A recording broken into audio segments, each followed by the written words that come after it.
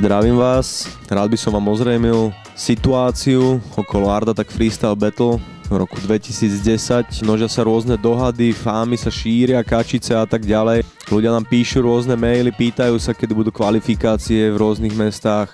Realita je následovná. V roku 2010 sa Art Attack Freestyle ani Beatbox konať nebude. Čo bude ďalšie roky, netušíme, necháme sa prekvapiť. Ak vás zaujímajú nejaké otázky iného charakteru alebo nebola dostačujúca pre vás táto moja videovýpoveď, si môžete pozrieť náš kanál na YouTube, je to náš oficiálny Art Attack TV. Zostaňte pripojení a hláste sa o slovo. Čaute.